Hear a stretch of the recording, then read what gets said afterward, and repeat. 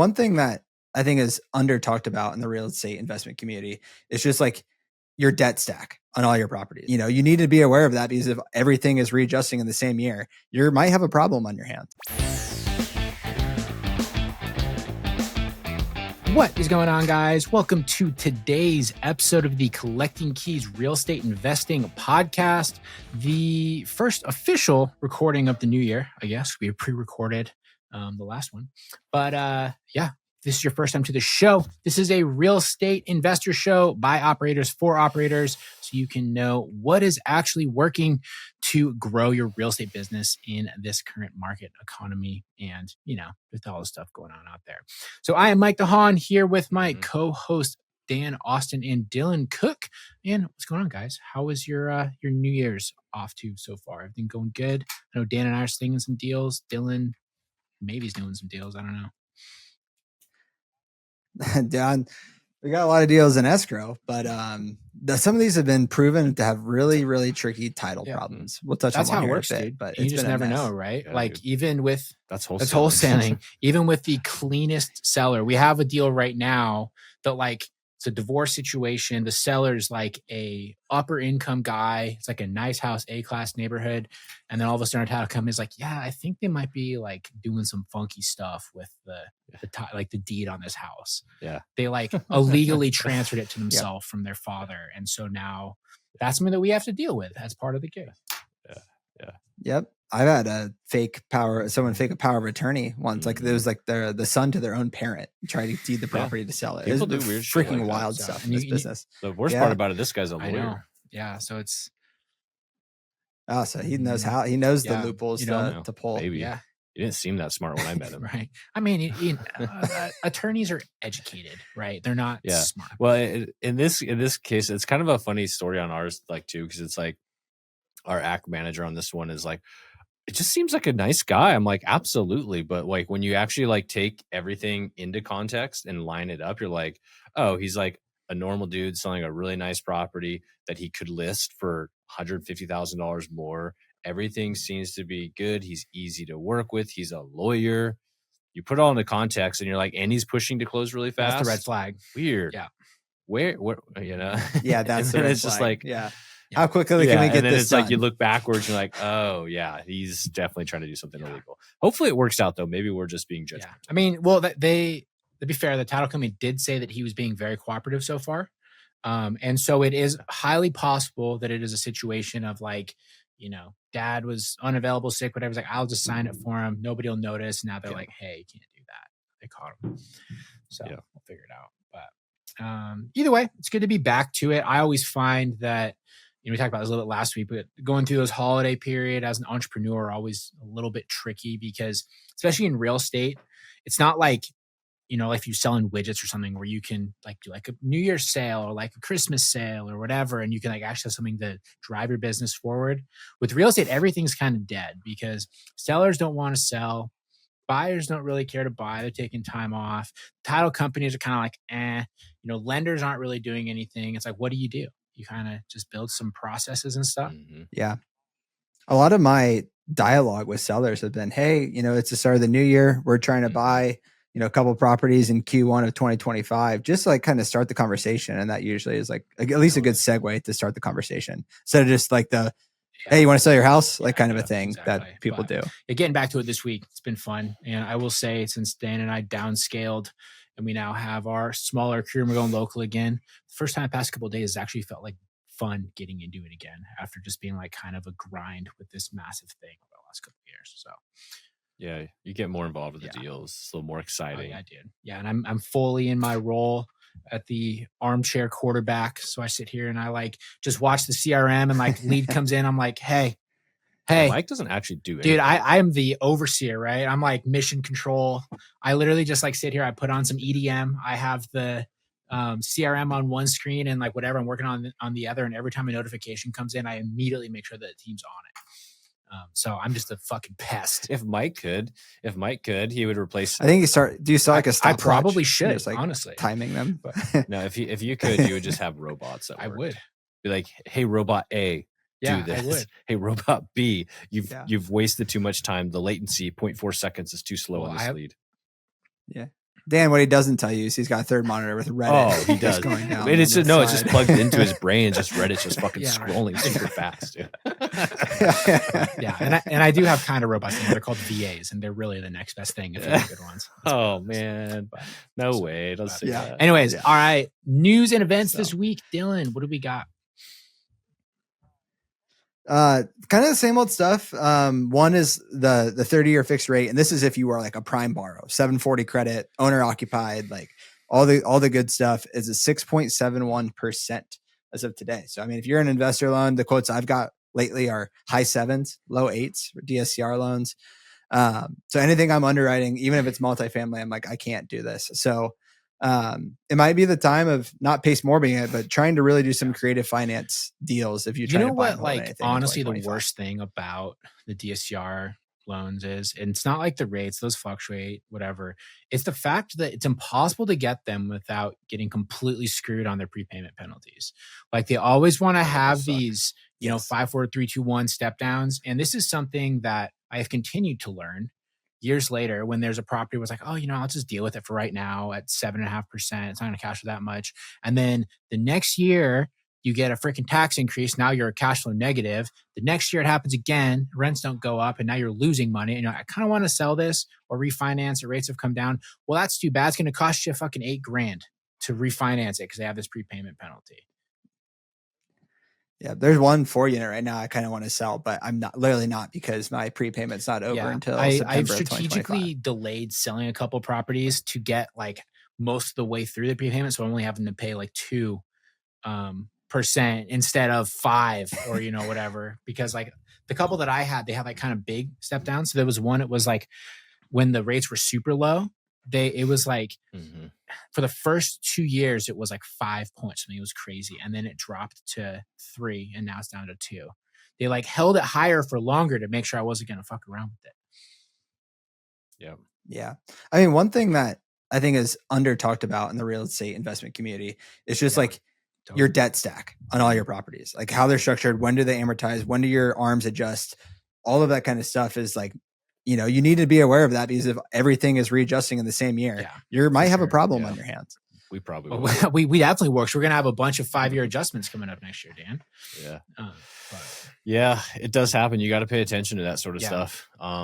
Lender costs, lender fees, just in general. All those soft costs that are what eat away at your overall ROI. And if you actually really pay Yeah. attention to anything like that, like one of the things I noticed when we were getting some of our DSCR loans is the quotes versus the actual cost. so different. It's almost frustrating how different it is. You have to be careful. Oh, dude, because the quotes would be like, oh, you'll get 7%. know. Yeah, if you pay down Yeah. 5 or points. or by the Like, way, we have it's stupid. $4,000 in fees that we just throw in there. They're outside of normal fees you would see, and then if you don't catch them, we're going to leave them. But if you catch them, we might take Mhm. them off.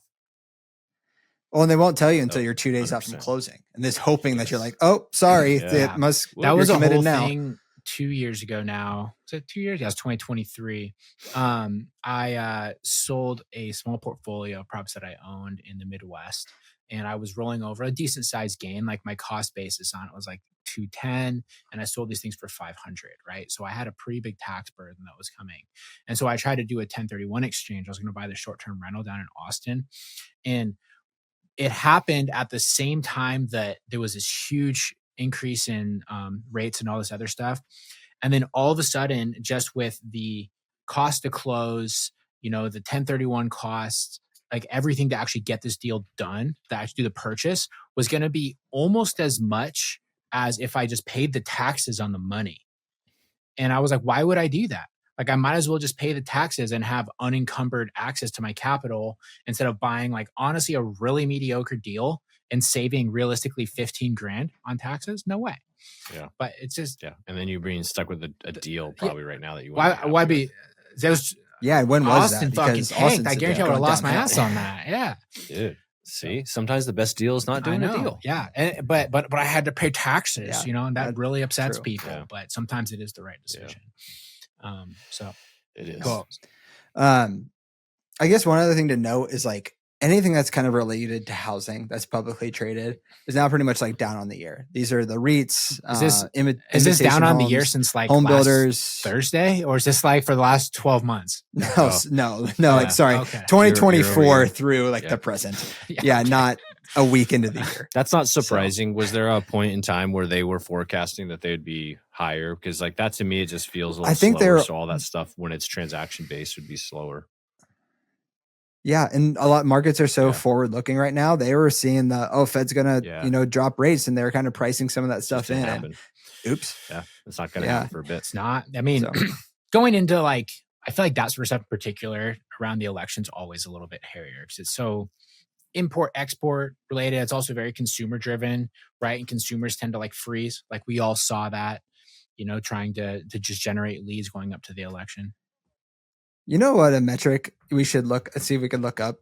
HGTV viewership. That's how many people are watching the real estate right there? That's so true. Dude, I mean, it was in the air there for a while. Everyone was like, dude, like want to do their own DIY, post it on their social medias about it. And I see a lot. We should, what they should actually do? It should be an HD TV show, but it'll be Where Are They Now? And it'll be like all of the Property Brothers, like Toric, Chip and Joanne. Well, they're billionaires, but they all have made their money. You need ones that started. Remember we talked about doing that with like real estate gurus, like trying to figure out the ones from like years ago and from where they were. Yeah, where did they go? The problem is, all the ones that are on the early Bigger Pockets days. Like, where are they now? No one's seen them since. It might be AI. Yeah, well, they made their money from 2010 to now, and they're just like, I'm out. See ya. So I mean, what does that mean? Big picture with real estate? I don't know. Like real estate in general is just so, I feel like it's more speculative right now than it's been in like a long time. If you're looking at it from like a short-term time horizon. Yeah. I'm personally in my market, I'm just more likely to wholesale right now than I am to flip. It's just, unless it's a really good deal and like my medium price point or lower, because those are still confident in, but anything in that medium range to high range, I'm just kind of staying away from if I can't wholesale. It feels like what you got to do going into 2025, and I don't know when we turn, but it's like you've got to be in the game, stay in the game. If you're going to make your money long term in real estate, you need to stay in the game, do what you can do, and eventually we're going to be at this like inflection point, but it'll be like a downward inflection point, ready to come back up, and you'll be positioned to just start seeing the deals coming, and you'll be able to climb all the way up from slow times to fast times again. Totally. Because flippers are going to keep flipping. There's always ever since I've been alive, I've known that there's been flippers that flip houses, right? And so if you're in the business of finding deals off market and selling the flippers, like you will make your money, and you want to be there at the right time instead of like walking away or standing on the sidelines like so many people do. Like, I'll just wait. I'll just hold off. When that turn happens, though, you're just going to have such a head start on everybody else because you have everything right there already, man. I mean, just like everyone that really made insane money in 2021, it's because they were already playing the game in the years before that. I mean, honestly, even Dan and I, one of the reasons we were able to do so well was, I had been flipping houses since 2018. Dan had been buying rentals since 2016 when you bought your first one. So we were already familiar with like the base level stuff. And then as we started to ramp up our marketing, that was going into 2020. And so when the market was stupid in 2021, a lot of people were getting started. We already had our base built, right? And then there was other people that were like that 10-fold because they've been doing it since 2010. But and I think that just on this note with the stocks and everything else, the macro indicators mean so little. Honestly, I really think that like the microeconomic factors are what matter more with what you should be making your real estate decisions on if you're working in your local market. Yeah. Right. I know we've said it on the show before. I mean, go to check your local permits that are being pulled on locally, right? See where the new developments are happening. You can do all that kind of stuff. If I'm playing devil's advocate on the buy and hold side, I'm pretty confident, and no one knows when, but we'll have a day of 5, maybe 4% interest rates again. So if you can find a place that breaks even, now or the rest of your portfolio can kind of subsidize that, and it's a great area, I'd still buy something like that because I think you will actually be able to refinance one day and own an asset that you're like, man, I wish I bought that 5 years ago or whatever it may be. Yeah. If you want to buy real estate, and it's a good deal and you like it, there's nothing wrong with doing that kind of deal, right? I think there's opportunity out there, and you have to be, you can't just only buy when interest rates are low, because usually when interest rates are low, property values are up. That's just kind of how it works. And so you kind of need to start buying. Ideally, you're buying right at that cusp, because then immediately you can benefit from the refinance, right? You just don't know when that's going to happen. So you do have to take those swings once in a while. And then you got Totally. another little note here: boutique hotel. What is that? Like something specific? What? Well, I didn't know Just if you like wanna how talk about that's it the or current not. craze that's driving me fucking insane.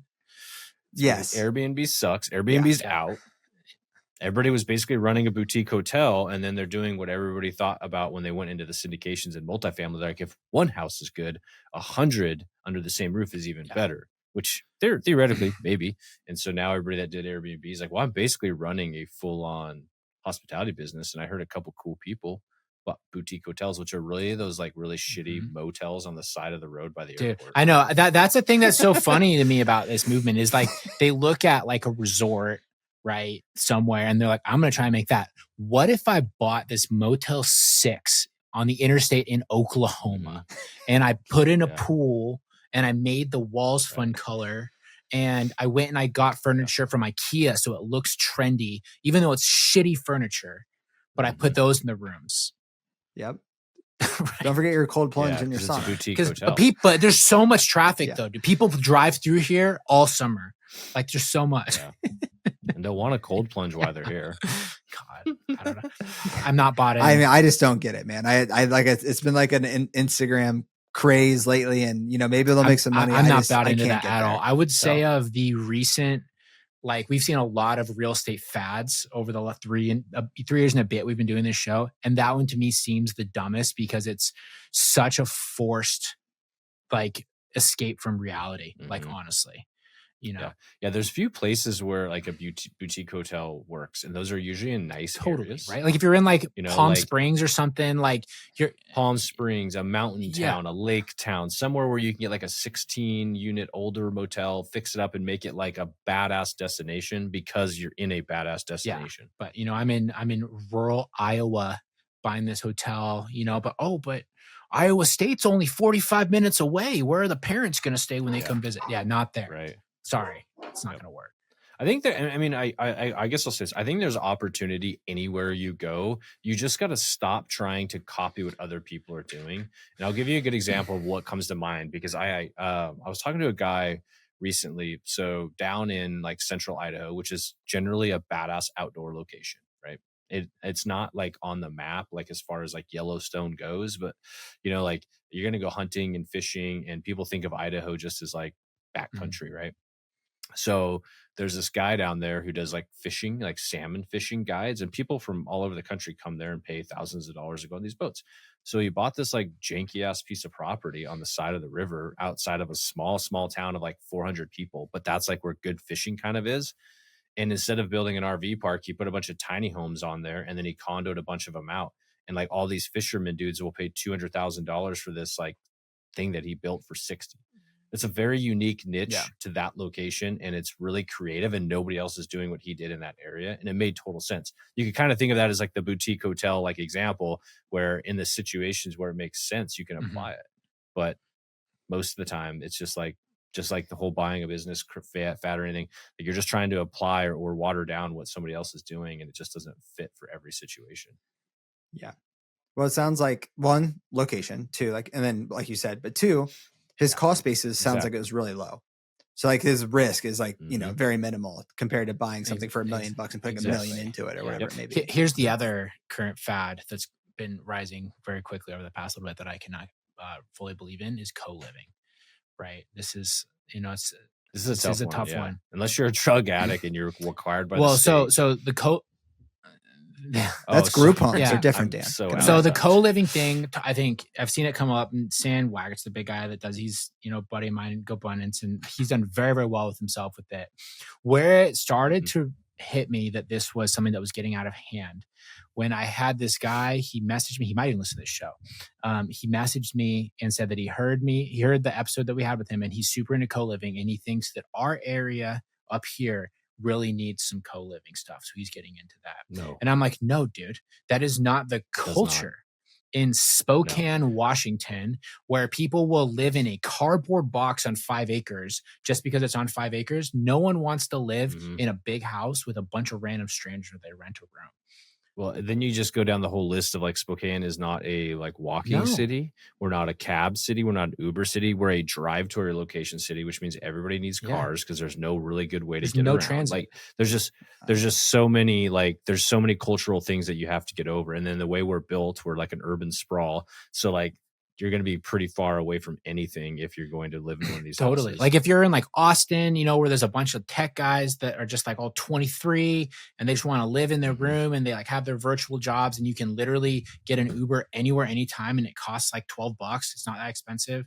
Right. Or where Sam does it is in Charlotte, similar sort of thing. There's a huge sort of like density of young people that are moving there and all these companies. But the vast majority of the United States, I think it is a terrible model, but it's also honestly, if you do put it together, it's going to kind of fuck up the housing market because you're going to be taking all these houses that should be family homes and you're going to be trying to put them together for like a bunch of grown adults to rent the room in, right? And then ultimately you're going to be like, well, I can't find these people, so I guess I'm going to end up with meth heads, random construction workers who are like, you know, on work release, right? Just like whatever other random person, like for some reason is trying to do this in this town where it doesn't make sense. Totally. And it's management intensive. Like if the tenants are bickering with each other, like you are the mediator in that. Well, like, and the whole lease setup and how some of these cities don't even allow that. Like I know in Spokane, what is it, Mike? That you can't in the city, you can't have more than is it 4 unrelated parties in the same house? Like, so you got all these like rules in most cities where because they are like, we don't want. And your business model can change in a stroke of a pen. Totally. They can be like, oh, we don't want this anymore. Exactly. Right. Yeah. And then, well, there's weird stuff they'll do to get around that. Because I remember Sam talking about this. Is he'll be like, well, what we do is we start an LLC and basically we make them all owners of the LLC. And we say that as part of the LLC, they're allowed to live there. So now they're all related via business. I'm like, that's not going to work most places. You're like that. I mean, okay, that's fine. You know, like, I don't know. So, I mean, but I don't know. It just seems like for the headache, like even if you clear an extra $1,000 a month, like just go, is it worth go it, find man? something else that takes you like the same amount of time that makes you $1,000. Like anything. Honestly, it's anything. Dude, anything. Or go do one wholesale deal and make $25,000. And it's way less work than trying to piece together. It's so much easier, dude. So much easier. There's a mutual friend of ours who lives, well, now in Idaho, but does a lot of this in the Colorado area. So maybe we can hit him on too. Old Craig. Yes. Yeah, that's right. I'll call out Craig on the show. He wouldn't mind. Bring him business anyway, because he has a very good agent at what he does. Yeah. But yeah. So, oh yeah, he's awesome. But again, in Denver, I think that works. Makes sense. Right? It's a huge city. Like it is built for that. Yeah. Most of the country, it just doesn't.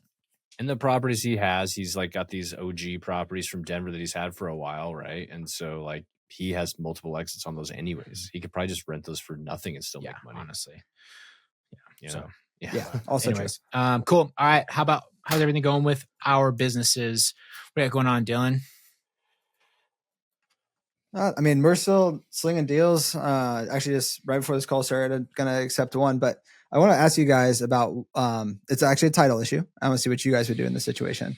ARV on this place is probably $315,000, $325,000. Okay. Rehab's probably like $60,000. We have it for $115,000. Beautiful Great price. Really good price. But the issue is that the seller, or I should say that's the guy who's living in that, who has signed the contract, has a land contract with the original seller. His land contract basically says that he can sell it.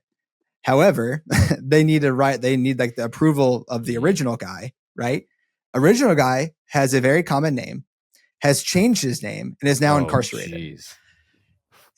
So, and now we've done the title search, and the original guy who's incarcerated, because of his common name, is basically saying there's a bunch of liens against this place, about $10,000 worth, that he is unwilling to cooperate and say like, you know, these aren't me, or he's not going to sign any payoff authorization form. So I was like, what do we do? Do we just let it die? And what I'm going to right now, what I'm talking to with the attorneys is, because the total lien amount is like $10,000, it's still a good deal. If you ask me to pay $10,000 more for the deal, I'd still buy it. So I think right now I'm going to buy it with these liens attached to it, no really title insurance, and then try to do a quiet title after the fact and basically clean slate once we own it, which is a risk. But I think given the spread, I'm willing to do it. But I want to know if you guys have any other takes. So when you say, I don't understand why there's the point that he has a common name, is because you can't actually find the guy, or it's because he has a name that was hard to find? Because I'm making this up. Let's say it's John Smith, and so they do a title search, and they could search John Smith. If there's a child support, if there's a state tax, federal tax, they all kind of are associated with the name of the county. So then you have to prove that they're not associated with that person So and you that actually parcel. know where the seller himself is. Yeah, okay. I know so what you jail can he's talk in. to him maybe you. But he's not Yeah. willing to say like or sign off on any of them. And say this is or is Yeah, not okay. me. He's not willing to sign off on So any you're of them. saying I will not confirm. Really or nothing. deny. And because, sorry, another added tidbit, he is foreclosing on the guy that has a land contract with because the land contract guy's not paying him. So he would rather just probably get the So property he's back. kind of fighting you then on it almost. a little bit. Yeah. He's purposely playing. So you could buy hardball. it. So you're saying, and you could buy it from this guy. Title, you won't get title insurance, but they'll do the whole transaction. They'll transfer the deed. And this guy will leave the house, ideally, right? Yes, he'll leave the house. Yes, yeah. He'll They'll be probably vacant and do a little closed. scratch or something like that. Get him out of there. And then once that happens, you can go do quiet title. And ideally, he doesn't read the newspaper that you put that in, because you can put it in. Pretty much. Which I don't know if they get newspaper in They prison, probably but they could probably search the internet on their time. I don't know what. Here's what I would do. I would Google. But worst case is like, okay, that goes through, and like I feel like based on like the conversations I've had with the attorney sellers that I could at least like, let's say I throw them 15, 20 grand, like make these things go away. Right. Like, I mean, it's a tough deal, right? Like I don't really know. So somebody has to do the deal. Like, or you just wait for this thing to go. Like he actually does get foreclosed on by this guy, and then just go straight to him and see if he'll sell it at that point. Yeah, it is tricky. So the purchase, the ARV is like 350, and you're buying for like 315. Okay, 315. So you're buying it you're for like at 175 all in on this, or maybe 185 all in on this. So you got it's a great deal. Yeah. And what's the like? There's no reno. 60K in reno. No, it's like 60 to 65 right now. Our purchase price is 115. Yeah. I mean, I don't know. So I think there's a big risk. So you're risking basically $115,000 that this guy raises his hand and said, "No, I own that place." Yeah, I guess. Only because there's the 10K. The only thing that's not getting cleared is the 10K in liens. And would those people be the ones that would be able to raise the flag on this? That is my understanding. Yeah. Yes. And then that is the one they're saying like these directly? Are associated with. I don't think I can pay them directly without him signing off on them. See, that's the because you could right? buy a property with liens against it, right? You can buy with all the encumbrances and liens. Yes, you can. But then you're like, my trick will be if I go to sell it, right? Then these are going to pop right back up again. That out. And you have a good title. Exactly. Can you not like work with the lien holders directly? I would imagine you could. I don't know how to get a hold of this guy. I mean, I guess I could try to go to him in prison or like. He's I tried to skip trace him. It doesn't work. Yeah, once you pull title. I see what you're saying. Itemized, That's what I would do. No, I have not tried that. And see That's if a you good can idea, get them to say like, hey, this property is in a foreclosure process. I am buying it. You have these liens on this property. You probably even get them for less. Be like, would you be willing to, if I pay you half, honestly. And I just pay you in cash like here next week, would you be willing to move it so I can, and the sign release to it? Yeah, because like I guess a good example of this is like, especially with private notes, like I've been getting this a lot lately, just even direct mail, but there's people out there that would like pursue like specific first position liens and mail those people and say, hey, I want to buy your lien. And so I know like people would be, that's a method for people to buy properties or buy liens against properties. And so it could probably work for anything because all you're trying to do is just pay them off. So as long as you can get a hold of them, which you typically can. Yeah. Why would they not? And then you that? Just have to get a lien release waiver signed or whatever they call that in Ohio, and just they'll do it and you'll be good. There you go. I know what I'm doing. I mean, it sounds like it's definitely worth the squeeze, right. Like for sure. I just think it's way outside the box. Yeah, totally. If anyone got lost on that, I don't know, hit me up on Instagram. I'll try to explain it to you a little more. Yeah. Yeah, sorry if that was complicated, but it's one of the most it's okay. complicated ones I've had to deal with. So, and these are real case scenarios. Almost weekly, if not monthly, you know what I mean? Like for if you're running an operation, you're running into shit like this all the time. I mean, all the time. It's endless. It's like the little bullshit that comes up. Mm-hmm. I will say for the audience, if this was like a $5,000 wholesale fee, I'd probably just say fuck it. Yeah. You've got so much opportunity to move on. Yeah, don't get hung up on it. Yeah, you run into this. What's going on with you guys? We got a nice wholesale close today. We got one signed around right before on New Year's Day, I think. I mean, stuff's been moving pretty well. We got quite a few closings scheduled here for this month. All in all, like, we're off to a good start. I think we already have $140,000 worth of expected revenue, and we're on, first week of January. So not a bad place to be, especially because we were pretty quiet going into this year as we were, kind of winding down. But yeah, I mean, it's kind of business as usual right now. It's just been an adjustment sort of with a new team and getting used to doing stuff in person against we've been virtual for so long. And I mean, the market as a whole here has been, as long as you're in like the affordable price point range, has been relatively hot. Like I listed one of my rental properties for sale last Friday, got a full price offer on Sunday night. So it was on market for 2 days. And it's like a strong buyer, $10,000 EMD non-refundable, closing beginning of February. So, but that's like best neighborhood in Spokane though. So if you're like doing stuff like that, and I did spend $6,000 doing the floors and paint and everything else, making it look good. And it did. Did you offer a 3% buyer's commission? I think it was or whatever the standard is in your area. Yeah. Agents are pretty hungry. They'll do anything for a couple bucks. Yeah. So it's two on the seller, 2 on buyer side. So I mean, all in all, it was like those kind of properties are still moving. And so it's just being strategic around the stuff that we want to take down and how we're kind of approaching these negotiations. So going into the end of the last year, end of 2024, I will say like the big time flippers that we sold a lot of our deals to were not buying anything because they had their goals in January. I want to do this many deals. And then they got a bunch of deals. They did a bunch. And then they had a bunch on the books towards the end of the year. And all of them were like, I just want to clear what I got. I just want to clear what I've got. So going into Q1 of 2025, I'm expecting those buyers to come back around. But we've had in the meantime, like the little onesie, twosie wholesale buyers that like, they flip one house at a time that were now the floodgates open for them. They're like, oh my God, I have all this opportunity because it's not getting picked up by these big flippers. And so it's been nice to wholesale deals to them and keep them kind of in our network. But then I think our mainstay big buyers will kind of just drop right back in probably mid end of January once their books are completely cleaned off of all the properties that they don't want anymore. I've had a lot more people too, like a lot more flippers that are, I would say we used to do stuff with like years ago that have been starting to like wake up again. So I feel like it'll be a pretty strong like investor buyer period here over the next little bit. So we'll see. But all right, any big weekly lessons for either of you guys as we wind this thing up? Let's see. I would say a big weekly lesson, or maybe it's been a couple weeks because I haven't been on the show for a bit, is just dealing with some buyers. They're just it can frustrate you and you got to be careful. Oh, you mean like the buyer we have that's using his mommy's house as cross collateral? Right. And seriously. Wow. Yeah. So it's like a young kid. Like, it's wild. Trust your gut. And like, we have this house that we're wholesaling, and honestly, it was going to be a tough one to sell anyways.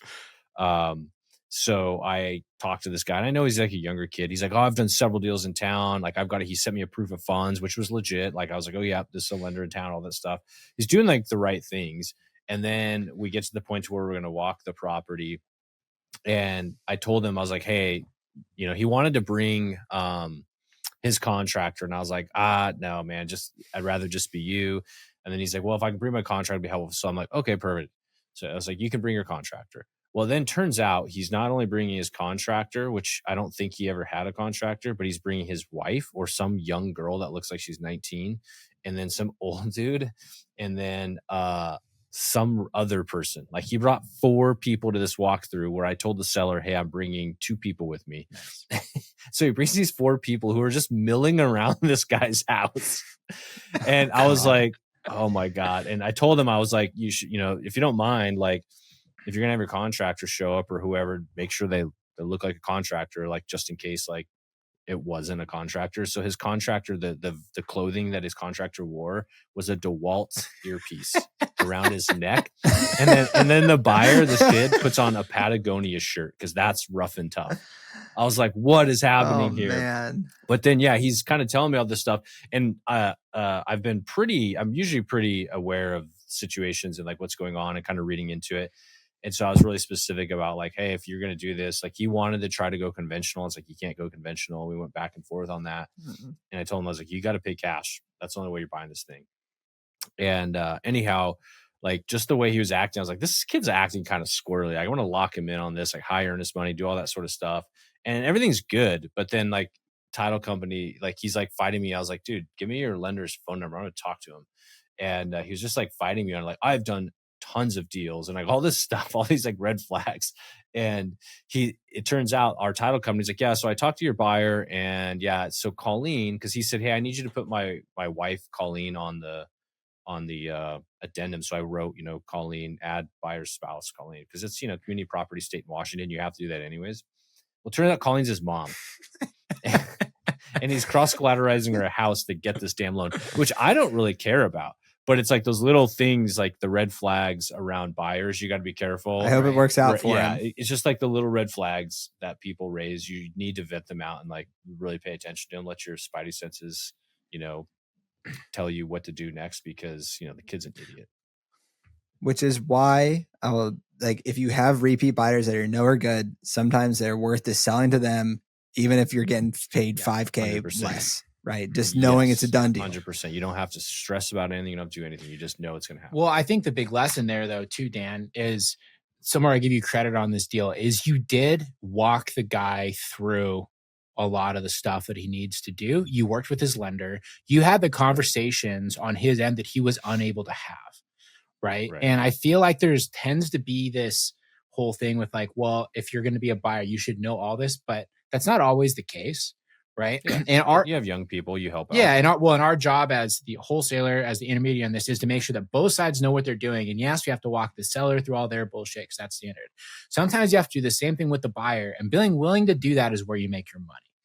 Right. Because otherwise this deal was a hard one to sell. Right. It's a higher price point home. Yep.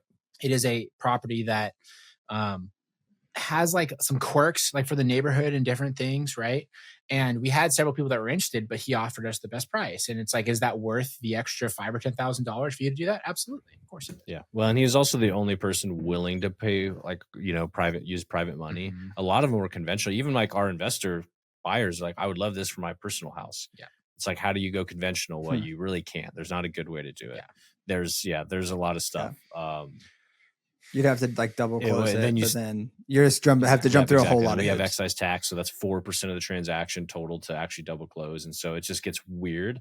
And I think the lesson too is just to when you think someone's lying to you, they probably are. Totally. So he wasn't lying to me at the extent where I don't trust him. He was just lying to me at the extent he wasn't sharing his full situation so that I could help him through it. Yeah. Like I'd be like, I don't care if you're collateralizing your like grandmother's left leg to buy this house. Doesn't bother me one bit. I just need to know that so that when I call and I don't get kind of surprised, right, by what's happening. And then the title company's like, what's going on? This isn't his wife. It's like, nope, it sure isn't. It's his mom. Yeah. But anyways, so good lesson there. I mean, mine's kind of on the same lines, but once you do this business for a while and, competence creates confidence. And at the beginning of my wholesale journey, if I had a deal, and I'd reach out to buyers if you're trying to reverse wholesale it and they're like, oh man, I can't do 200, but I can do 190. And then I'd go back to the seller and try to get a price reduction so I can make my 5 to 10K. Now it's just like, be stern in the price if you know your numbers.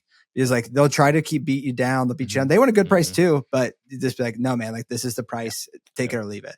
And at being able to have that confidence and just like doing that now is, I think, I don't know. It just it feels good. And just like people get commission breath when they're trying to make lowball offers to sellers and they give too much going up on price. You can do the same thing on the buyer side. And you want to know what's actually like a pretty powerful place to be in is when you have a buyer that's like, well, I need to be $5,000 lower. And you go, well, that's too bad. I'll go sell it to somebody else. You'd be surprised at how quickly they can suddenly pay you $5,000 more. Yep. Yep. But, yeah. Or even if like, you're like, well, you know, or I'll take it down myself, Totally. you know, like if you have the funds to do that too. And if, you know, if you're not Yeah. pitching pennies, you can have the authority to do that. I don't know. I might just do this one myself. Yeah. If I don't get 150, yeah, might as well just do it myself. That's the line. Yeah. Or I have, you know, 5 to 10 other guys that want to see it too. So cool. Right on, guys. Well, good lessons there. All right, everyone. Well, thanks for tuning in this week. You guys have a great one, and we'll talk to you guys next Tuesday. All right. See y'all. See everybody.